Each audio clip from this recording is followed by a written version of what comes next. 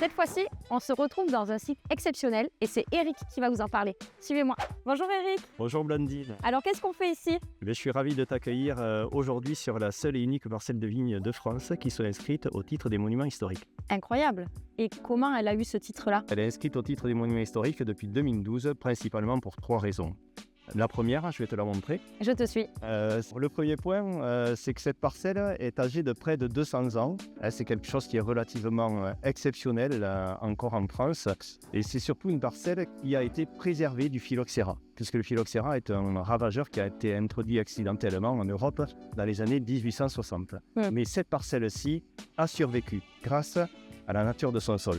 On a la chance d'avoir une parcelle qui pousse sur une veine excessivement sableuse, où le phylloxéra n'est pas à même de mettre en place des galeries pour revenir au système racinaire des vignes et les faire décueillir. Donc elles sont protégées grâce au sol.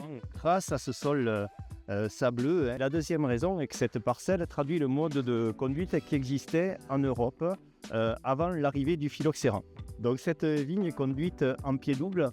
Tu vois, ici on observe 2 pieds distincts conduits sur un piquet, sur un échalas. Donc c'est la conduite en hautain avec des têtes qui étaient relativement hautes. Et c'est un mode de conduite que l'on retrouve peut-être encore aujourd'hui dans des zones de Piémont. Donc conduite en pied double au carré, puisque tu as 2,30 m d'ici jusqu'au prochain échalas, 2,30 m entre les rangs et 2,30 m ainsi, de sorte que l'on forme un carré.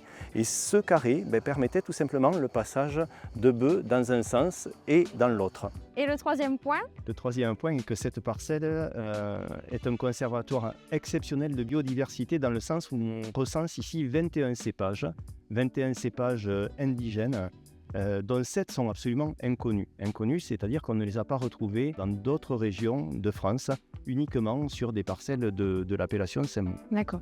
Et grâce au travail qui a été fait par nos aînés dans les années 80, on a pu mettre en place en 2002 un conservatoire ampélographique de l'appellation Saint-Mont. Tu parles beaucoup d'ampélographie, mais est-ce que tu peux m'expliquer ce que c'est? Oui, brièvement, on peut dire que l'ampélographie, c'est la discipline scientifique qui s'intéresse à la vigne et en particulier à l'étude des cépages. Merci beaucoup pour cette belle découverte dans cette belle parcelle. Est-ce qu'il est possible de faire des visites? Oui, tu pourras la découvrir tout au long de l'année avec Céline qui se fera un plaisir de te dévoiler quelques mystères. Bien sûr. Merci beaucoup. À bientôt. À bientôt.